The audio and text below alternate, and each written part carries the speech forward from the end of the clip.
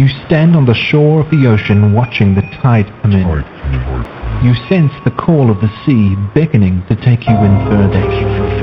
You step forward little by little, not knowing what to expect, but expecting more. You keep going as the ocean pulls you to enter in to deeper waters.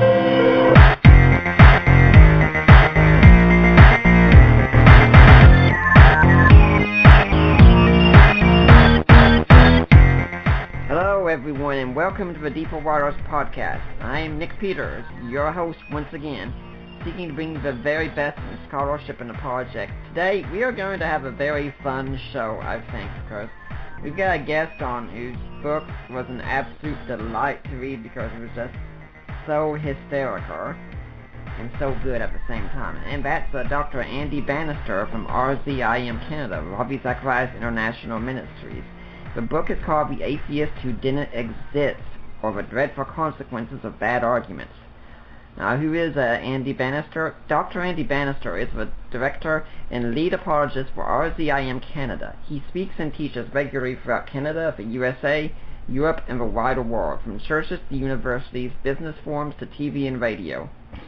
Andy regularly addresses audiences, both Christians and those of all faiths, and none on issues relating to faith, culture, politics, and society.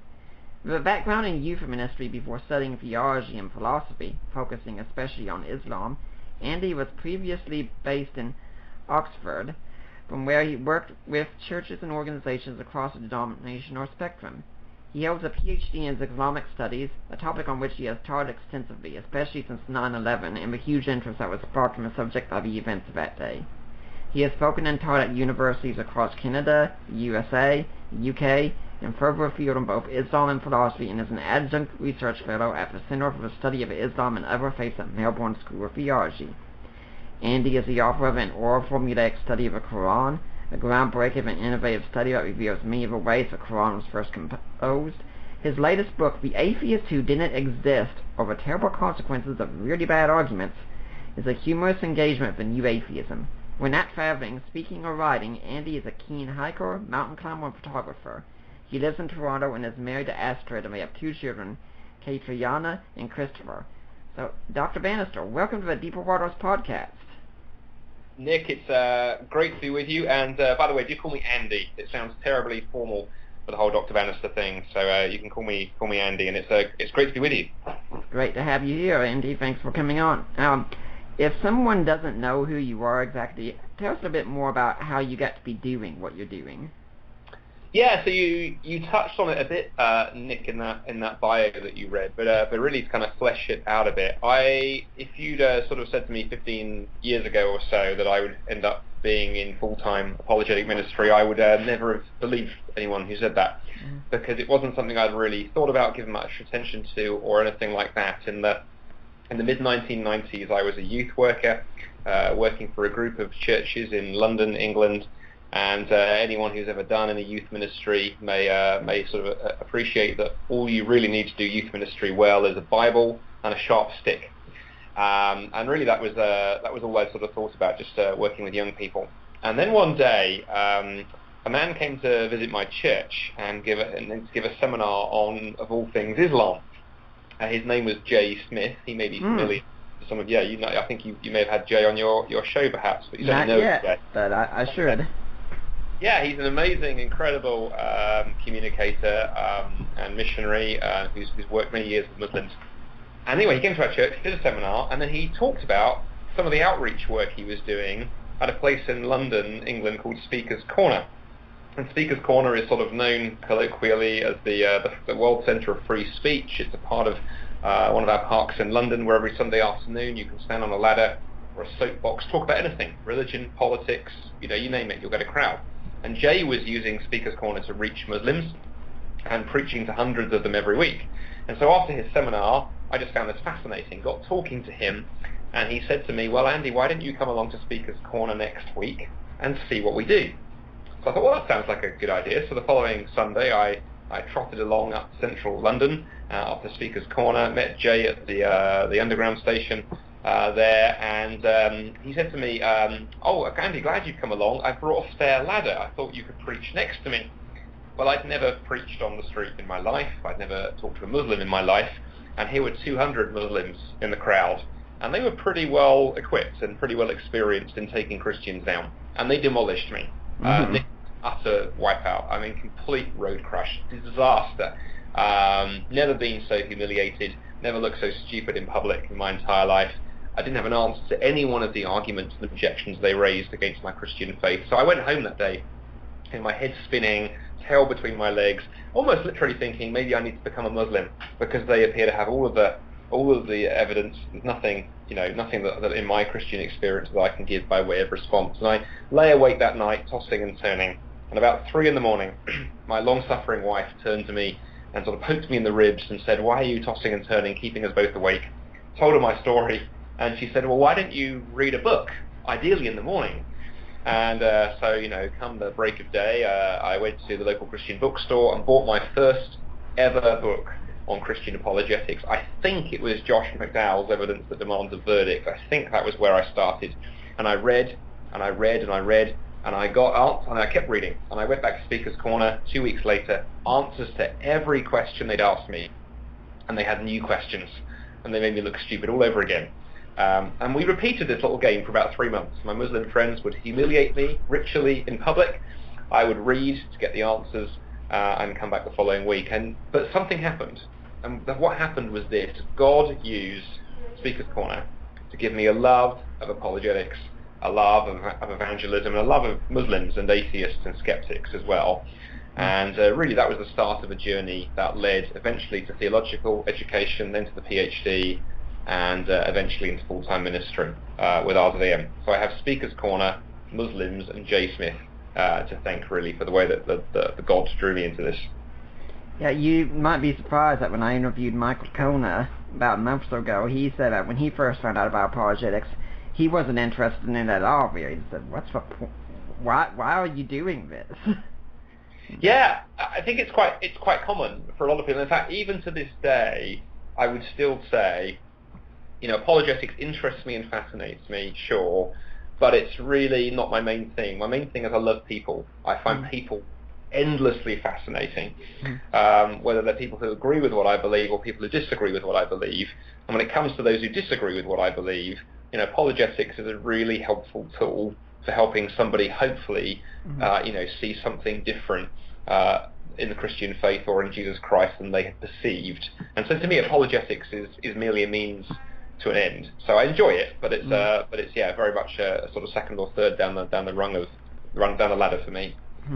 Well, I found your story quite fascinating, not the least part being that you actually found an apologetics book in a Christian bookstore. That's very incredible.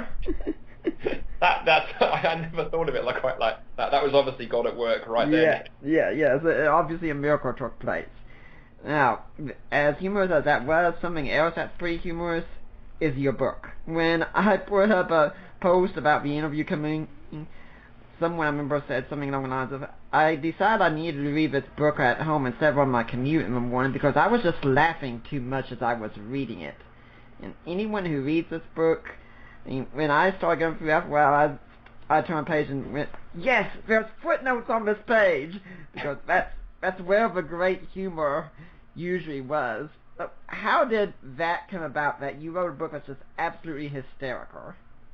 Well, this is quite a story in of itself, so I'll try and kind of sort of do the kind of brief version. There are a number of things that led into it. Here's the first thing. I mean, your comment about apologetics books in Christian bookstores, I agree with, but there's something else I've found over the years with apologetics books, and that's that many of the really, really good apologetics books, the best that we could think of, if you and I brainstorm, perhaps a list of 10 or a dozen, often they don't get their way into the hands of non-Christians.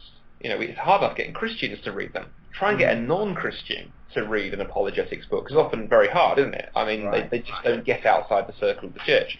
So when I thought and felt I wanted to write something, the back of my mind was, okay, how do you write something that at least has a greater than the average chance of a skeptic and atheist actually reading it and enjoying it as well, not reading it because someone's bribed them to, or they're married to a Christian who said they'll divorce them if they don't read it, or any of those things, how could you make it so somebody would want to read it? And that led very quickly to the humor angle. I mean, when I speak in public, I mean, I tend to use humor quite a lot. In fact, I think my first ever public speaking was doing stand-up comedy when in my teens. I experimented with comedy and stand-up and always enjoyed it. So it's kind of woven its way into the way that I present. So it was naturally a way to kind of think about writing the book. And then the last kind of piece of the jigsaw was I came across an interview, or an essay, I think it was actually, that C.S. Lewis had written shortly before his death. And in it he talked about why it was he started using fiction, why it was he wrote the Narnia books. And one of the things he said, the front doorway to people's minds is often guarded. There are kind of watchful dragons that sort of guard the front doorway against arguments coming in. You can use the best argument in the world. We've all, as apologists, done this, haven't we? You've been talking to a non-Christian friend. You've shared what you thought was a very, very convincing, case for, say, the resurrection, and it hasn't got anywhere. The argument hasn't even got a foot in the door. Lots of Lewis, I wonder whether, using fiction and story and narrative, perhaps it might be possible, he said, to tiptoe past those watchful dragons and sort of come in the side door. I thought, oh, that's really interesting. I thought, now I'm not a writer anywhere near Lewis's ability, certainly not if it comes to fiction, but hey, I think I can tell a funny joke or two. I wonder whether it might be possible to tickle the dragon under the nose, and while it's rolling on the floor laughing, take the argument through the front door anyway. And so that's really what The Atheist Who Didn't Exist tries to do. It tries to be funny and witty and to the very best of my ability, so that when you give the book to a non-Christian friend, and I always say to Christian listeners to this podcast, my hope and prayer is they'll go out and people will buy copies of the book. That'll make my publisher very happy.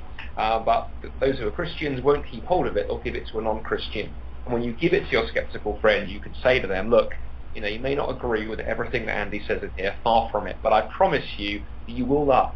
You will find it funny. You'll find the book enjoyable, even if you don't agree with a single thing that's been said.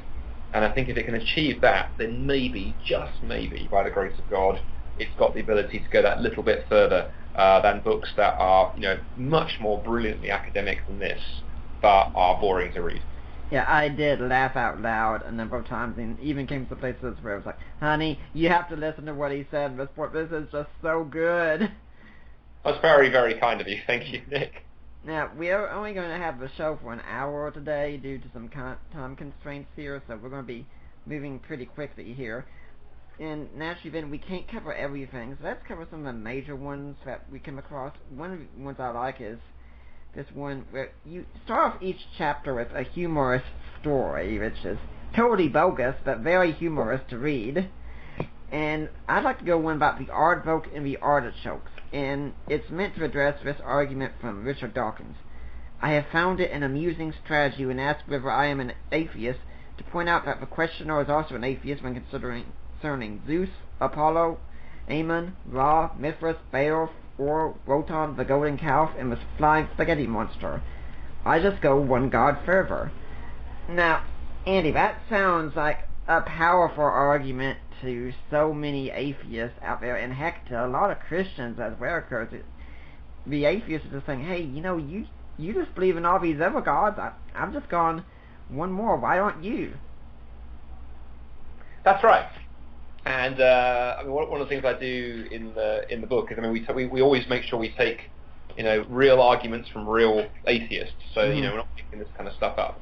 But no, exactly, that argument comes from Dawkins. He popularised it. It's become known as the one God more argument. And as you say, when you first hear it, it's very clever. When I first heard it, I remember thinking, gosh, that's actually quite clever. But then, and I think this is the case with all of the arguments I addressed in the 11 chapters of the book, I began to notice something. So often with these new atheist arguments, when you start poking at them and prodding at them, they begin to disintegrate. They may look very clever on the outside, but underneath they're completely hollow. And I think this is the case with this argument, as I hope I show in this chapter, that there's a number of major problems with it, such that it's not simply slightly wrong, it's laughably wrong, hilariously wrong. Well, one thing you say in this chapter, giving an illustration of the kind of writing you have in there, is how should we deal with this kind of question? Instead, what we should do is what rational, normal, intelligent people do all the time. Fire up Wikipedia. Sorry, I meant look up the evidence. And as someone who can't stand Wikipedia, I wrote in my book copy gold at that point.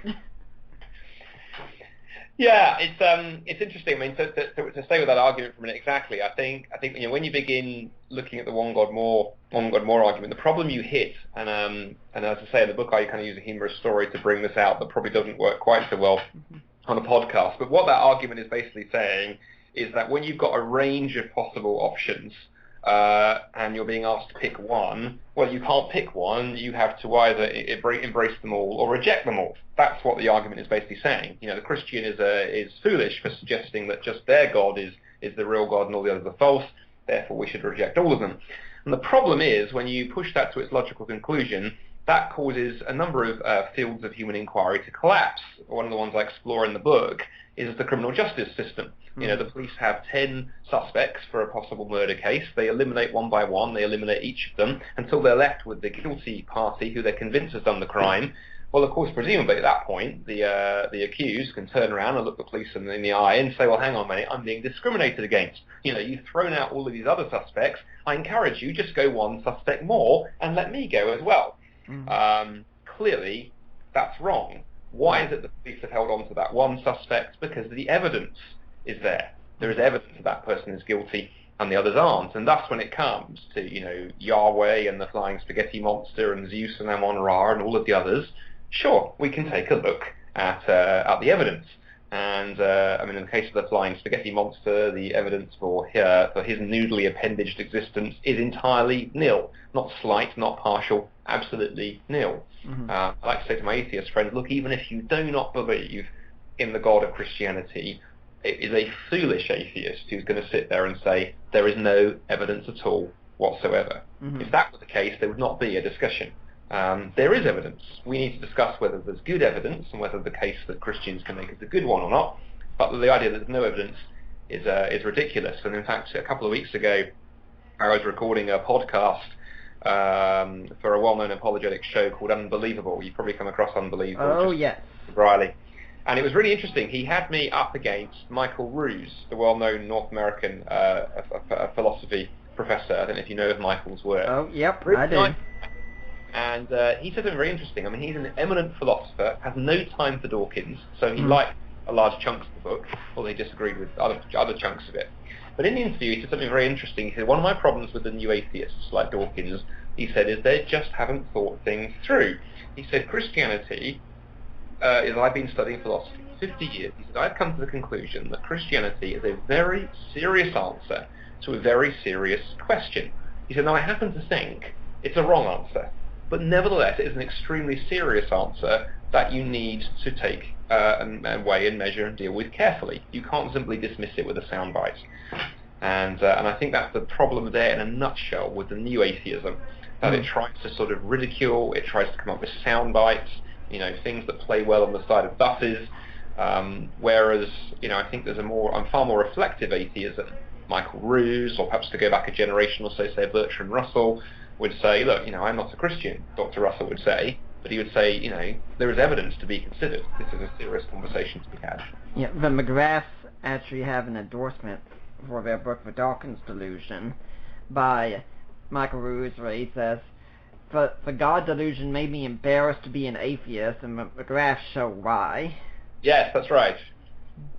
Yeah, it's very, very interesting, isn't it? And one of the things I'm very clear about in my book, Nick, that I think is a very important point. I'm very, very, very, very careful to be saying, look, I'm not attacking atheists. I have a lot of respect for atheism in its more intellectual forms. Again, I don't think atheism is true, but likewise Christians, we can't just dismiss it with a soundbite. But I do say to the reader, look, if you're going to be an atheist, if you're going to walk away from the book at the end of the read, remain an atheist, that's fine. I'd rather you didn't, but it's fine. But at least be a thought-through atheist, and then abandon bad arguments.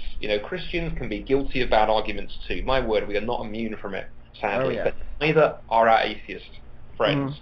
And so many of these ideas and concepts popularized by the new atheism are simply bad arguments, and they make atheists look foolish. And atheists are not foolish. Most of the ones I meet anyway. Yeah, I've actually come to a point where it looks like a lot of atheists are much more prone to this, in fact, because they automatically seem to think because they're atheists, they're automatically reasonable people. And if they're reasonable people, well, their arguments are going to be reasonable and rational because, hey, if you're reasonable, you're not going to fall for a very bad argument. And how do you know you're reasonable? Well, you're reasonable because you don't believe in God. I actually call it presuppositional atheism. It's interesting you say that. I think you're right. I mean, I touched on it in the book in a couple of places. Where I first ran into that was Christopher Hitchens, the late Christopher Hitchens. For me, always one of the most interesting of the new atheists, and very sad that we lost him a few years ago. But I know in his book, the God Is Not Great, there's a chapter where he's tackling the question of Stalin. Because, of course, if you are an atheist wanting to say that atheism is rational and safe and friendly and suitable for children and old people and all of these kind of things, you have some problems. There are some slugs on the pristine lettuce of atheism when you look back through history, and one of them would be Stalin, Joseph Stalin. I mean, the Russian leader responsible for the deaths of 200 million people. Absolutely avowed atheist. And so I remember sort of reading that chapter in Hitchens' book with interest, thinking, okay, how is Chris going to deal with this? And this is how he dealt with it. He said, it's irrelevant. He said, Stalin is simply irrelevant for this reason. Atheism is rational, communism was irrational, and therefore Stalin wasn't really an atheist. I remember going, is that it? I sort of reread the page. Have I actually misread the argument? But no, that was the argument. Exactly that. Anything that's irrational can't possibly be atheist, anyone who wears the label rationalist or free thinker or these kind of things, by definition has to be safe and sane, sensible, and that clearly isn't the case. Well, I'd like to remind everyone you're listening to the Deeper Waters podcast. We only have an hour show today. Right now my guest is Andy Bannister, talking about his wonderful book, The Atheist Who Didn't Exist. But next week we're going to have Greg Manette on. He's written a book for Rome Jesus, but we're going to be mainly talking about the burial of Jesus, because his PhD focus is on Jesus' burial and answering questions that skeptics have about the burial of Jesus, such as, was he even buried? Bart Ehrman says no. Right now, is Bart Ehrman wrong? Well, we're going to find out more. But right now, let's get back to Andy. And I'm also thinking with what you said about Christopher Hitchens, whose worldview could have been summed up as, there is no God and I hate him. That Sam Harris actually went a step further and said, well, what these people do, they do it with a religious mindset. So this really is the fault of religion as well. Yeah, exactly. And I think what's interesting with Harris, I mean, Harris is a fascinating case in point to illustrate some of what we've talked about. Obviously, there's an attempt there to recognise that there's a problem when it comes again to the likes of Stalin and so forth. And so, what's an enthusiastic new atheist to do? You can't. There's no room for nuance. This is the problem for me in the new atheism. A far more nuanced approach or a sensible approach would be to say, there are some embarrassing moments in atheist history, and Stalin was one of them, and it was an embarrassing moment, and it was a complete disaster, it was a travesty and a tragedy, but you know what?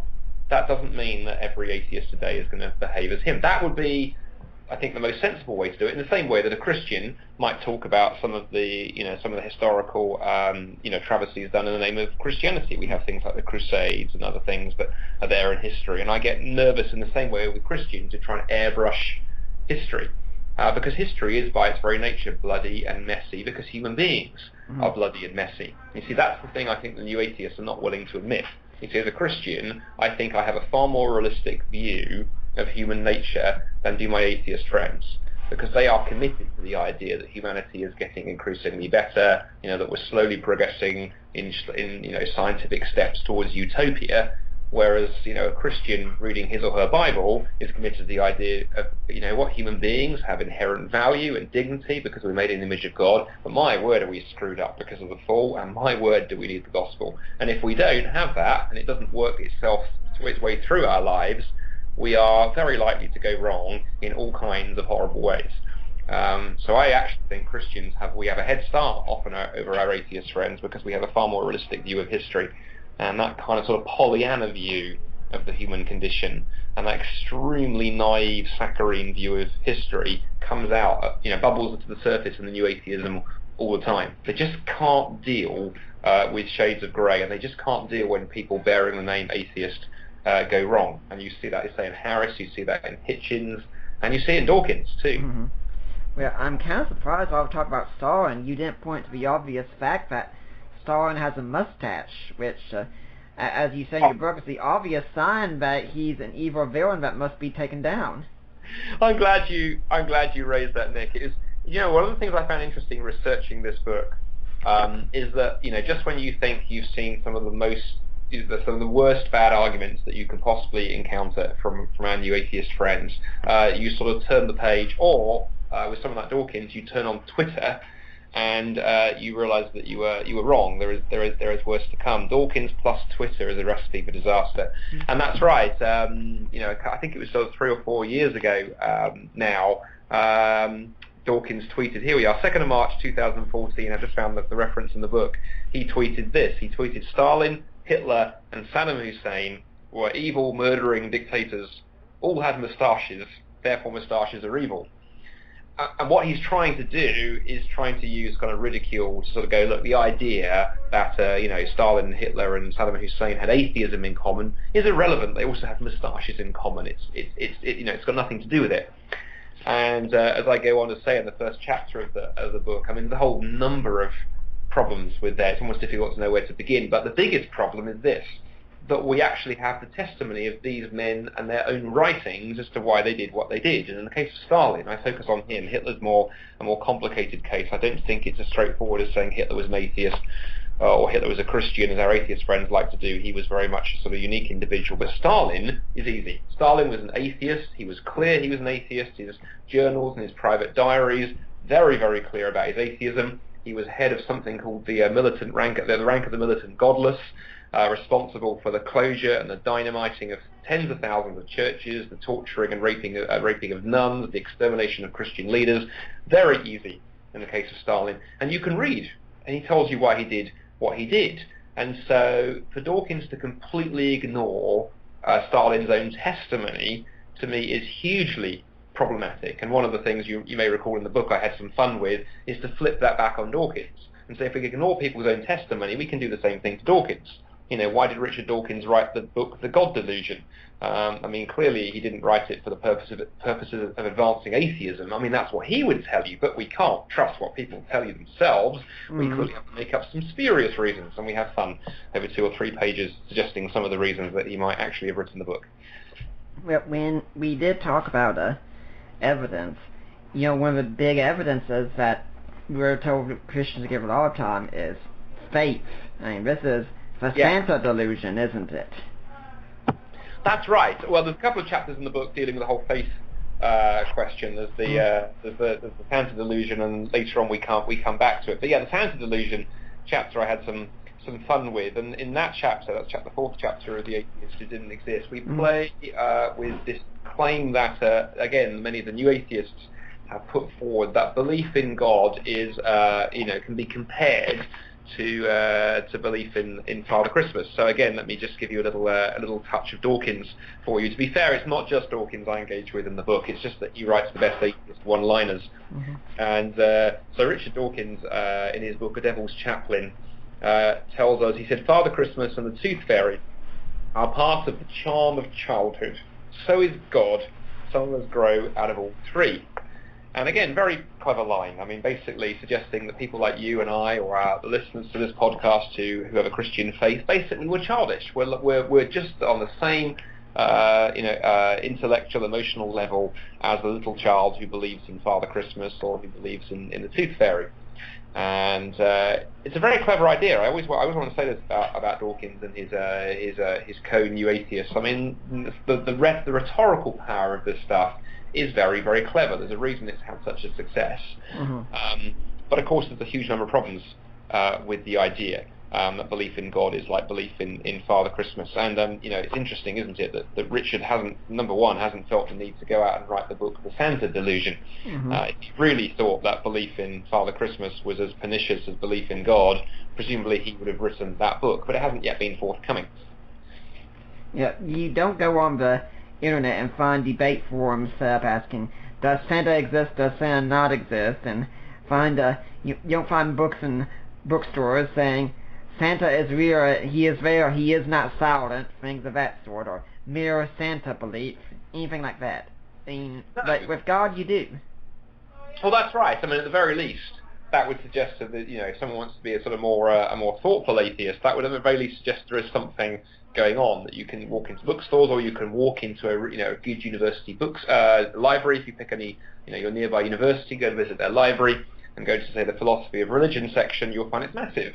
Mm-hmm. The philosophy of Santa Claus, I'm not even sure there's been a single book published in the last 2,000 years on that subject. But the other problem with this, and I often do this as an experiment. In fact, I was speaking on the book at a men's breakfast just last weekend, and I repeated the experiment with this group of about 30 guys I was speaking to, and it was interesting to see it again. It repeated the same numbers I'm about to quote you repeated on this side of the Atlantic rather than back in Canada. I'm in the UK at the moment, and this is what I like to ask audiences. I like to ask Christian audiences, okay, how many of you here became a Christian after the age of, say, 13? Age 13 or above?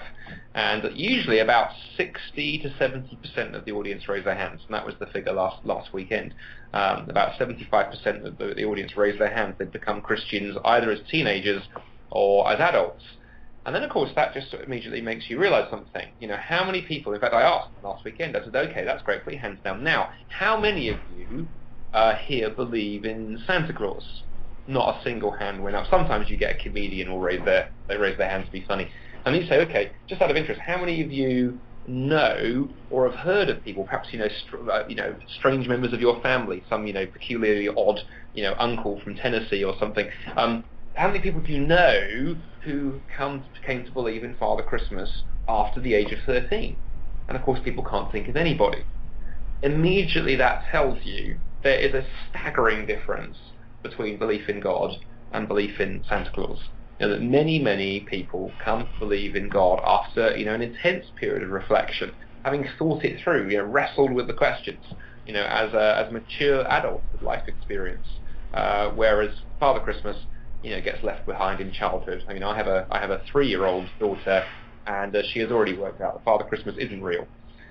She's 3 years old. So, the idea that belief in God is like belief in Santa Claus is ludicrous. Actually, I am here in Tennessee where my wife and I live, and I don't know anybody who came to believe in Santa after the age of 13, so we're still pretty safe here. I'm glad that's backed up. I didn't mean to pick on your esteemed state there. It's okay. I thought it was humorous. I didn't know if it was intentional or not. Maybe it was subliminal. It just popped into my mind. Maybe we should be clear then, because a lot of people do have this bogus idea of what faith is, Yeah. and unfortunately a lot of Christians justify that idea. Oh gosh, yes. Yeah, I think so. You know what? The interesting thing is, I think, faith is one of the most misunderstood words in the English language in some ways, because I think what many people think, certainly what Richard Dawkins, Chris Hitchens, Sam Harris, and many other new atheists think, and certainly many of my skeptical friends that I encounter, seem to think faith means, believing something for which there is no evidence, or which there could be no conceivable evidence. That's what they think faith is. So faith is immediately played off, as being antithetical to reason. And in fact, in the book, I quote that little quip by Mark Twain, who once remarked, he said, faith is believing what you know ain't so. And I think a lot of people think that's the case.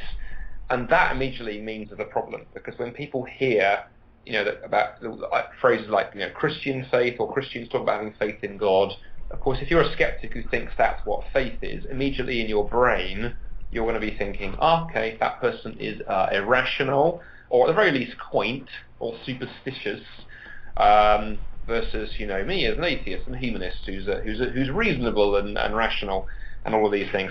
And so I think one of the things we have to do, and I address this in the 10th chapter of the book, is really take a very long hard at the word faith, help our skeptical friends understand what we mean by it, and actually I think be very careful how we use it as Christians. But I think for me the crux of the issue, Nick, is that when you look at the way the word faith is used in Scripture, in the New Testament and the Old Testament, but the New Testament particularly, and you look at the Greek word translated faith in English, what it really means is it means trust. Mm-hmm. We still have that idea in English, actually, that the word faith means to exercise trust in something. You like I am. You're a married man. How long have you and your wife been married? Last month we celebrated 5 years. Oh, congratulations! 5 years. Mm-hmm. Well, she hasn't cured me yet. She hasn't cured yet. Yeah, I know. I say that of my wife. I've been married 17 years, and my wife definitely deserves some kind of medal, I think, for that. But obviously, before you actually got married to your wife, presumably there were all kinds of facts that you knew about her. You could have sort of said, you told people how tall she was, what her hair color was, maybe what her favorite ice cream was, all kinds of facts. In other words, you had lots of beliefs about your wife, but only when you actually got married and made that commitment to her, at the front of the church, and exchanged rings and made vows and so forth. At that point, when you got married, what you did was you then exercised faith. You had a series of facts, but you had to go beyond the facts and actually exercise trust. Otherwise, you couldn't have a marriage. And I think something like that is a much closer analogue to the way that the Bible uses the word faith.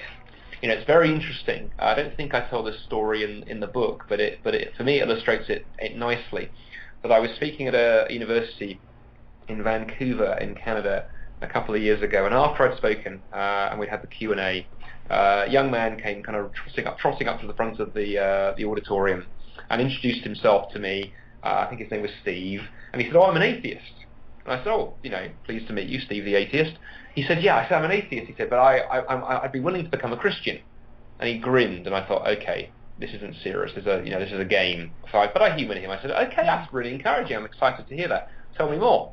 He said, "Well, all that would have to happen for me to believe in God is for God to do a personal miracle for me, to do a miracle for me right here, right now, tonight, and I would believe in God. I'd be willing to say that God exists." I said, "Okay, let me get this right, Steve. If you were to walk out of this church, out of this auditorium, actually, it wasn't a church, out of this lecture hall into the parking lot, and the moment you stepped into the parking lot, suddenly in letters of fire, 300 feet high along the horizon, the words appeared, Dear Steve, I love you, hugs and kisses, Jesus," you would go, "Oh gosh, I got it wrong, I now believe in God." He went, "Well, I guess I would, yes, I'd believe in God. That's all that would have to happen." I said, "Interesting." I said, "I wonder if it's ever occurred to you that God isn't particularly interested in you believing in him." His face was a picture. He said, I thought you were like a Christian minister." I went, "I am." I said, "That idea comes right out of the Bible, in the book of James, in the New Testament." I said, "You should read it sometime." It says that even the demons, the devil believes in God and shudders. God is not interested in you believing in him. This is not some game of intellectual chess. And he said to me, "Well, what do you mean?" I said, "Well, God doesn't want you to just, surrender your king as in a game of chess and go, 'All right, God, you win.' God wants you to submit your life to him, to bow your knee and to give him your entire life, to give him everything." And then he said to me, what right does God have to ask that?" I said, "Well, two thoughts. One is God's game, God's rules. But I said, more importantly, God's taken the initiative, because that's what the cross is all about. God's already given himself entirely and utterly for you, even while you were miles away from him. So God's done it first. Now it's your turn.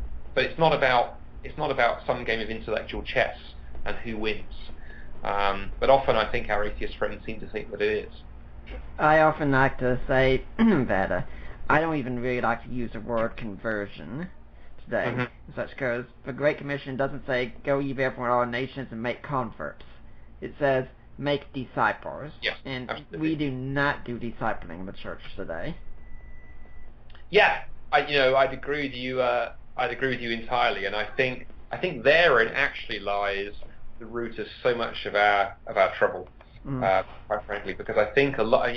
One of the things that fascinates me is the number of atheists I meet who have had bad experiences with the church, and that actually lies at the root of the atheism and the skepticism. Now, not always. I'm not trying to sort of psychologically analyze all of every atheist who might be listening to this, but certainly that story repeats itself. I mean, Christopher Hitchens had a Christian background.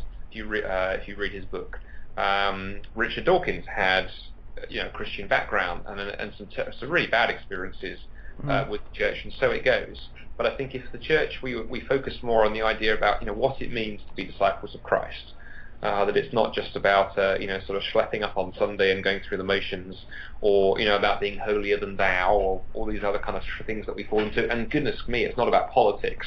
That's one of the biggest mistakes we've made in the church. That many of our non-Christian, atheist friends think that being a Christian means you're clean living, middle class, Republican voting, and that's what being a Christian is. And to go, we have got to disentangle the gospel from that perception. Christians can do those things. Of course they can, and that's fine. I'm not having a go at any political position here tonight. I'm simply saying that is not what the gospel is. But we've allowed those things to become entangled, and then no wonder our skeptical friends turn around and go, well, we want nothing to do with it. Yeah, I'd like to let everyone know at this point that the Deeper Waters podcast, it's listener supported. That means it's supported by people just like you out there. And we would really appreciate your support, especially as I'm getting ready to do master's work in the New Testament, and funding is really, really necessary for this kind of thing. And if you like what's going on here, if you want the show to keep going regularly, you need to be doing something to support it. And if you can't support us financially, at least pray for us and share the podcast with your friends, share it on your Facebook pages, let everyone know about the Deeper Waters podcast.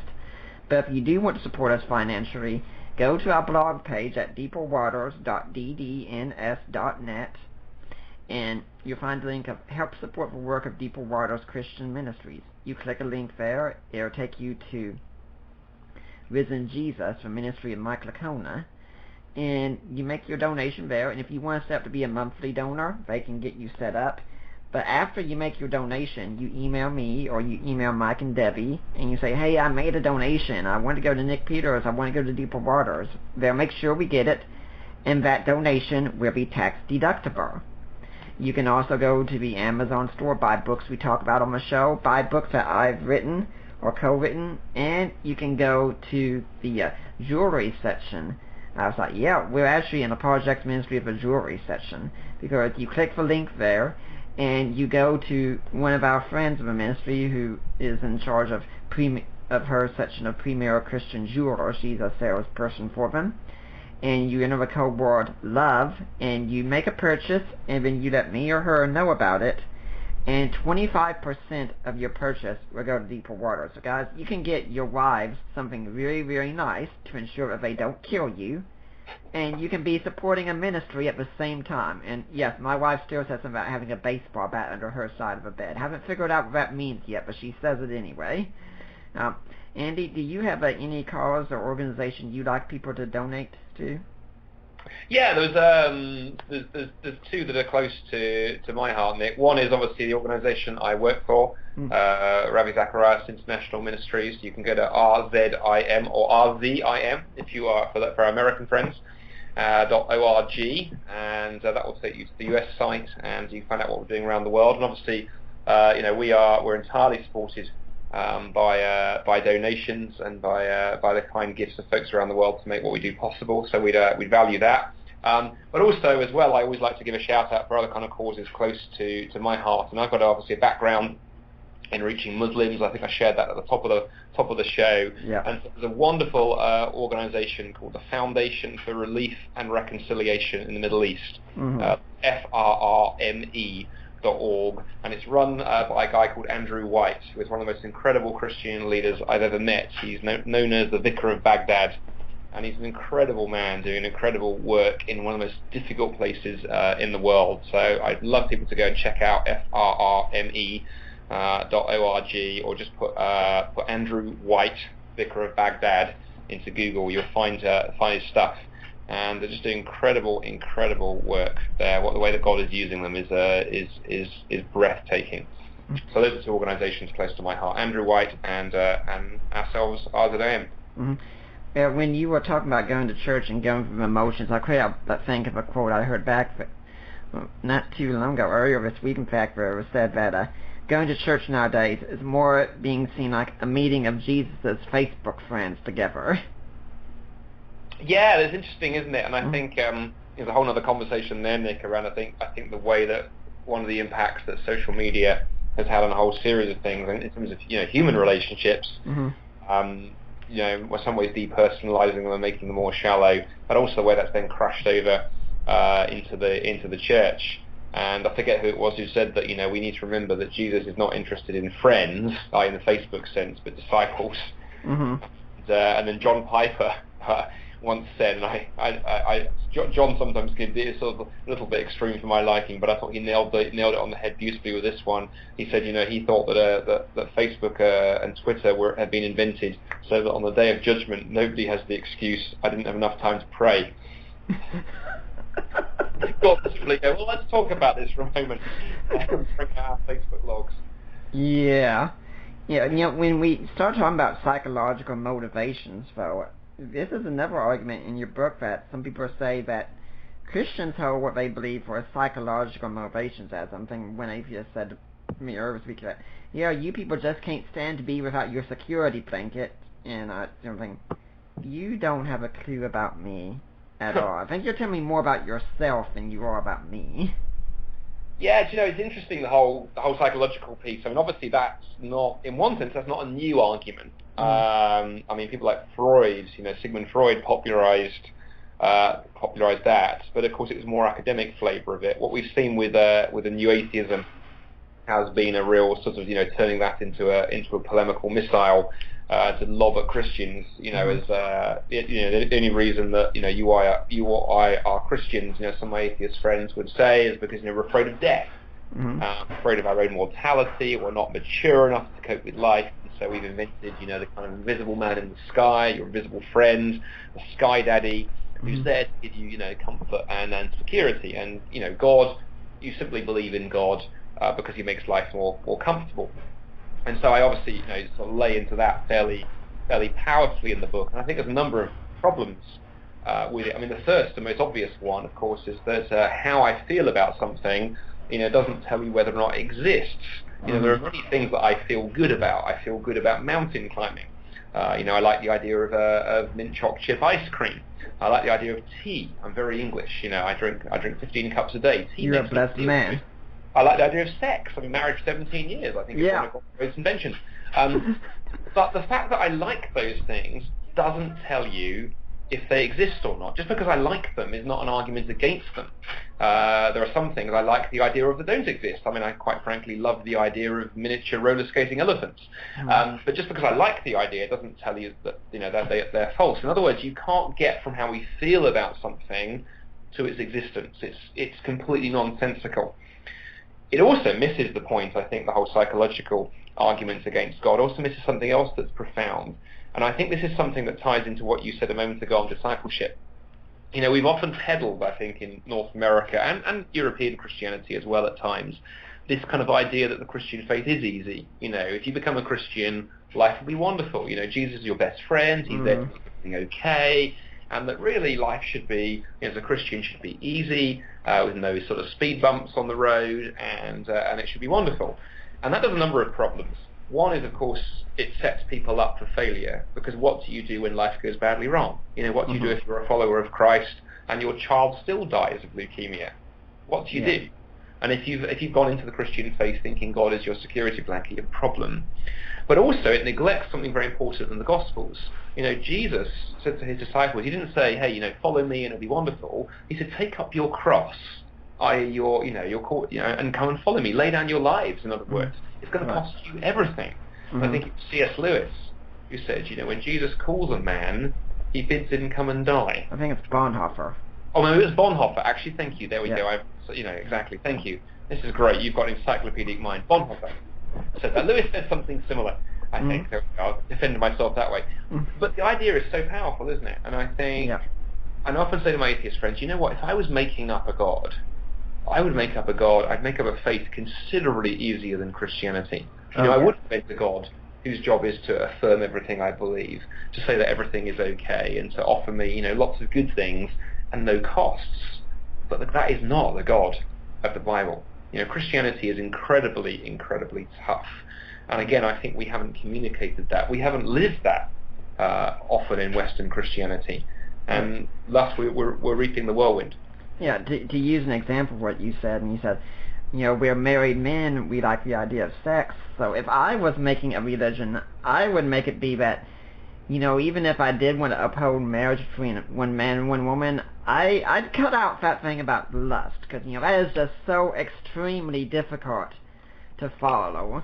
I mean, it can be enough to say, hey, I don't sleep with anyone else, but say, hey, you're not even supposed to look at them and desire them. Like, wow. I would not make it up, and there are not enough people out there I've had enough anger towards. I would love to knock that thing out about not hating your brother. It would be so much easier for me.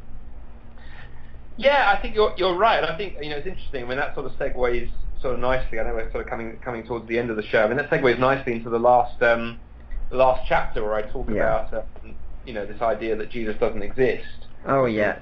Friends have put forward. But one of the things I talk about there is that I say, if Jesus was merely an invention of the early church, and merely an invention of men, I mean, when you start looking at the teaching of Jesus, it's so incredibly tough that you wonder, what on earth is going on?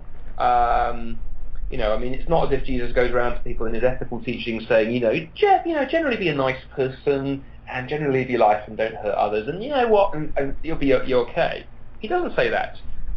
Jesus says, love your enemies and pray for those who persecute you. To which many of us want to say, well, hang on a minute. Have you seen my enemies? Yeah. Quite frankly, they're my friends. If you knew my colleagues, Jesus, you wouldn't say that. And then, he says, if someone takes your coat, offer them your shirt. Be perfect as God is perfect. You look at the things that Jesus actually teaches, and you find yourself thinking, if someone made this stuff up, what on earth were they thinking? And then, of course, you get into the staggering personal claims of Jesus that, quite frankly, are just it's just bizarre. The idea that somebody would actually invent this stuff out of whole cloth. You really are forced back to this incredibly enigmatic, mystifying, but terrifyingly controversial personality who stands at the middle of first century history, about which we're forced to draw some conclusions. And I come back in the book to say, look, it may not be perfect, but C.S. Lewis, this definitely was C.S. Lewis, not Bonhoeffer, was barking up the right tree, as we say in England, when he used his trilemma, mad, bad, or God. That gets to the heart of something in the person of Jesus. And really that's where the book ends, of sort of encouraging atheist friends to say, look, put aside the bad arguments and just give Jesus a careful look. I'm not asking people at the end of the book to bow their knee and become a Christian, to sign some little form and send it off, just to give Jesus a fresh look. Because I think when people do that, something sometimes happens. And in fact, that really is, for me, what apologetics is all about. Apologetics is not about winning arguments, because often we don't win arguments anyway. We might make people think, but they'll still walk away. But I think what apologetics can do is clear away baggage and obstruction so that people can see Jesus more clearly. And I forget who it was who said, but I think this is the sort of motto, in a sense, that I've tried to live my ministry, carry out my ministry by, as many of us have, doing this kind of stuff. But any apologetic, any arguments that doesn't either begin with Jesus or lead people to Jesus doesn't deserve the term Christian. By all means, we can talk about the cosmological argument or all kinds of other pieces, and those are great. But we need to remember what they are. They need to be tools to bring people to the foot of the cross, or to bring people into a place where they get intersect with the life of Jesus. And then we need to get the heck out of the way and shut up and let him do his thing. Yeah, I was talking with someone earlier today who was showing a Bart Ehrman quote about Jesus from his book, about how Jesus became God, about how he says, I think Jesus' insights are brilliant, they're remarkable, he was like beyond his time, things of that sort. And it just reminded me that if there never was a Jesus, we couldn't have invented a Jesus. I think I think so, or at the very least, the kind of Jesus that we'd invented would have been very, very different.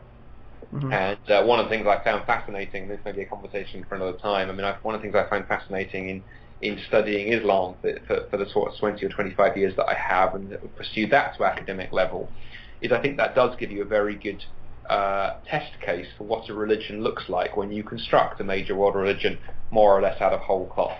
Mm-hmm. There are not very many surprises in there when you look at the character of Muhammad. When you look at the some of the way that early Islam was constructed, it really is about power and politics and advancement.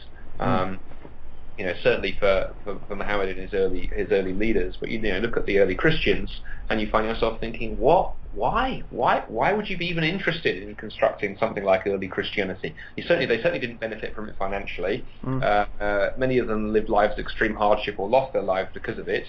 And at the end of the day, it was a desperately difficult message to take to the Greco-Roman world. Mm-hmm. By the way, the God who created everything has stepped into history. You've alienated half the Greeks at that point, who don't believe that the spiritual world and the material world intersect. Oh, by the way, yeah, he was Jewish. Again, you've alienated all the Greeks. Oh, and he also died on a Roman cross. You've alienated all the Jews at that point.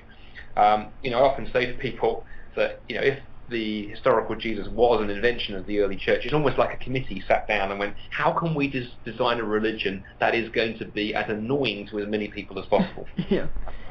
There was a single public relations man among the whole of the the early church, if it was an invention.